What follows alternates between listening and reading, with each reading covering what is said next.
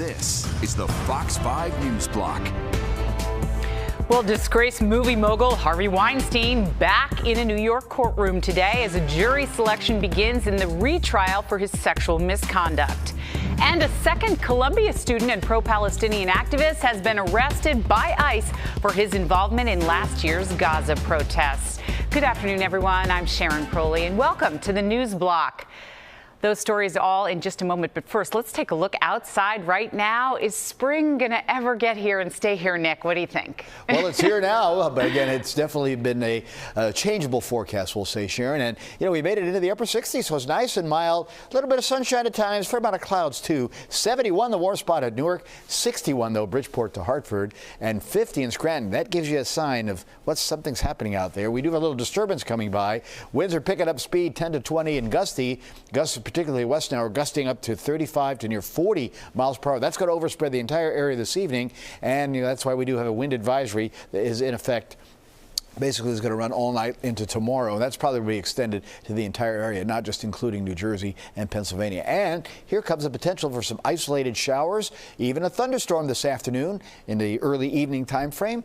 That also could produce some local damaging wind gusts and maybe even a little spotty hail with those storms kind of rolling on through. So we'll watch that in the futurecast. That kind of goes through later tonight. Again, some clearing comes in, but it's windy. Tomorrow, a little sun in the morning, then a lot of clouds for the rest of the day. A windy day and a much cooler day, only in the lower 50s, but we do start warming things back up again as we head on into the forecast for the end of the week. Tonight does turn cooler, 30 suburbs, low 40s midtown, that early shower and thunderstorm in parts of the area. Sharon? All right, thanks, Nick. Well, developing news at this hour, jury selection has begun today in the retrial of Harvey Weinstein on felony sex crimes.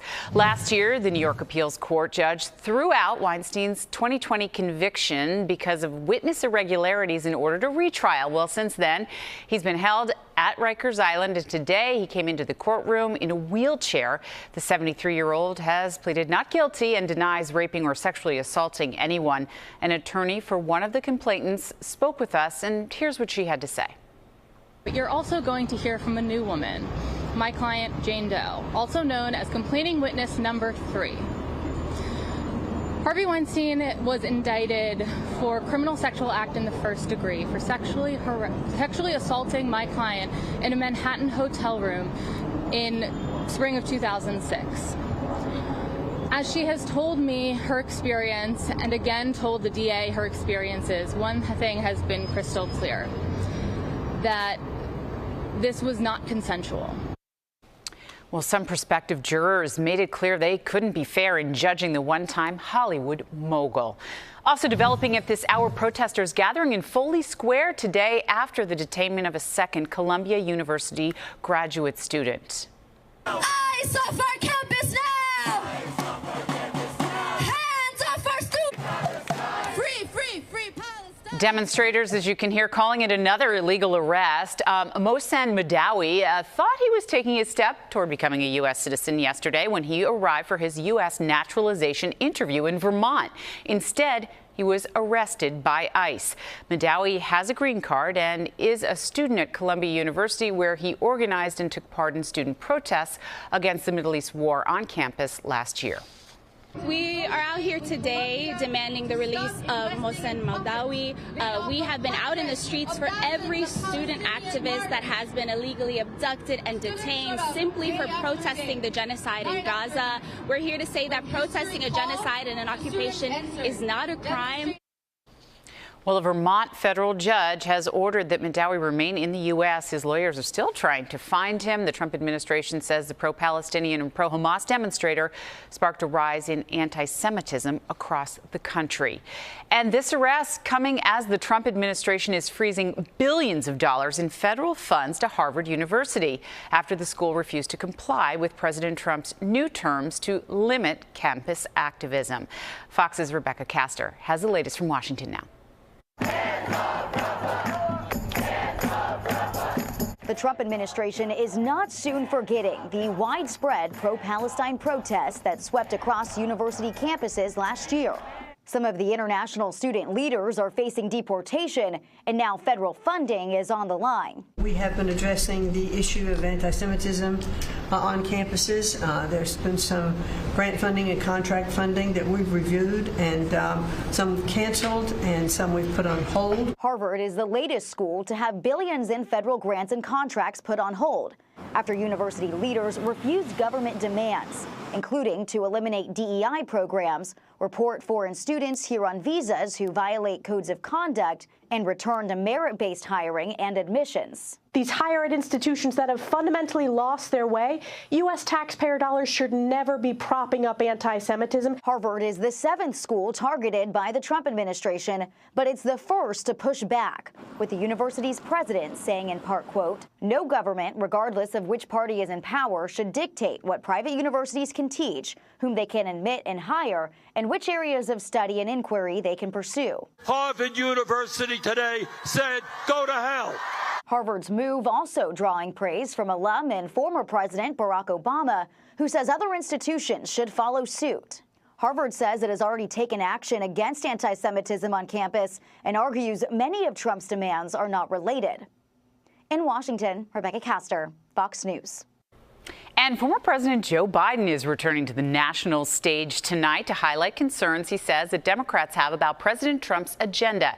He says that Trump's agenda is now threatening Social Security. The former president is speaking at the National Conference of Advocates and Counselors and Representatives for the Disabled in Chicago. This will be Biden's first public speaking engagement since leaving the White House in January. Reps for Biden say he is planning in his remarks tonight to fight back against any planned cuts to Social Security, an issue Democrats could be using to define next year's midterm elections. The White House press secretary saying just a short time ago that President Trump does not plan to cut any entitlements. Well, the second round of talks between the U.S. and Iran are about to take place over Tehran's rapidly advancing nuclear program. A second U.S. aircraft carrier is now in the Arabian Sea to back up the USS Harry Truman, which has been launching airstrikes against the Iran-backed Houthis in Yemen. American officials say the operation is a means to pressure Iran into negotiations. And developing news, a key witness testifying today in the Gilgo Beach serial murder trial. The co-founder of the California lab, whose nuclear DNA extraction method is at the center of this case, is taking the stand. It's part of the series of court dates to determine whether the DNA can be used as evidence at a trial for alleged killer Rex Heuermann. Heuermann is facing 4 counts of murder connected to 4 bodies found at Gilgo Beach, Long Island. He has pled not guilty. And today, the NTSB held a board meeting determining the probable cause of the 2023 fire aboard the container ship in the port of Newark. Federal investigators say that the deadly fire was ignited by a Jeep that dripped flaming fireballs as it strained beyond its capacity to push onto the ship. Now, the board also said a carbon dioxide fire suppression system was ineffective because a garage door had to be closed for it to operate correctly. 2 firefighters died, 6 were injured. The fire burned for several days before being extinguished. Okay, if you haven't done it yet, the clock is ticking. The deadline to file those federal income taxes for most Americans is today. An extension, though, will allow taxpayers to file their 2024 returns until October 15th without any penalties. It does not buy you any more time to pay if you expect that you owe the government money. The IRS says the payment should be sent immediately to avoid interest and other penalties. And we'll be right back. It's on Friday. I'll be on the field. You're gonna be there? Is that the football guy? Can you give me a minute? Thanks. So, do you have any plans on Saturday? I was thinking Hey, is that the guy? Dad. Yeah, it's the guy. Oh, I found Mr. Squishy. Louder. Here, there, everywhere. Reliable internet where you need it most. Prices start at $30 per month when bundled. Go to Spectrum.com to learn more. And welcome back. Well, if you love them or you hate them, and I love them, yes, I do, Peeps are a signature sweet around Easter time. And the company that creates the brightly colored treat typically makes this $5.5 million every day. Fox's Gary Baumgarten brings us behind the scenes to see how those Peeps are made.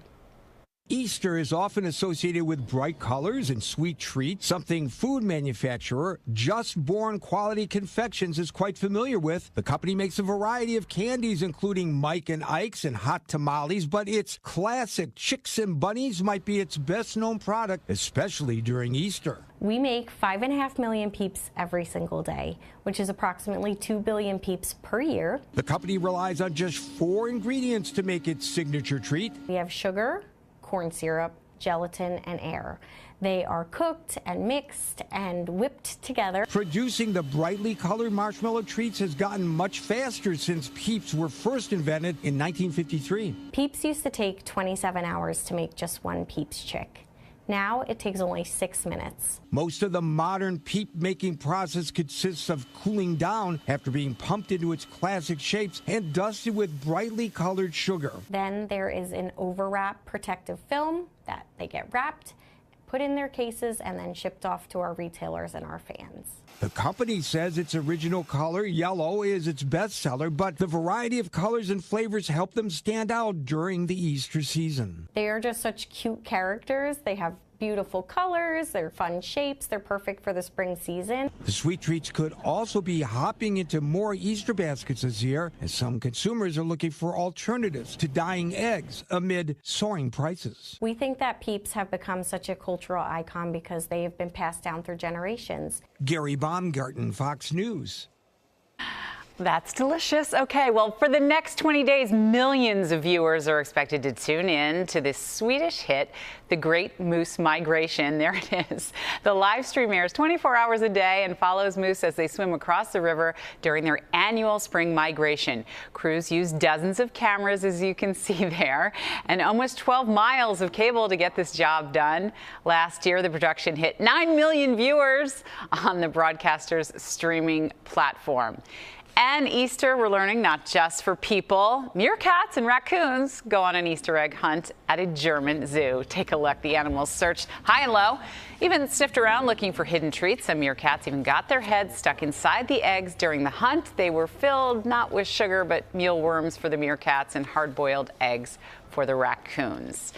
All right, I think I prefer the migration story, Nick. Yeah, although those little guys are cute, though, too. So yeah, there you go. What's the weather forecast on Easter? So, well, Easter actually looks pretty good. It looks like it'll be mild. Seasonal temperatures, lower 60s. We'll show you that in a second in our 7-day. But getting there, still a couple of bumps in the road. One of them is this evening. Winds starting to pick up now. It's out of the west, southwest to west, about 10 to 15. Got a little disturbance moving by. Winds are going to be picking up in speed already to the west. You see the gusts are now hitting close to 40 miles per hour. And that's going to overspread the entire area as we go into the evening and into tomorrow, which is why right now the wind advisory really just covers North Jersey and again extends into portions of eastern Pennsylvania pretty much right through 8 o'clock tomorrow. Like I said, it's going to extend usually when that starts to happen the whole area.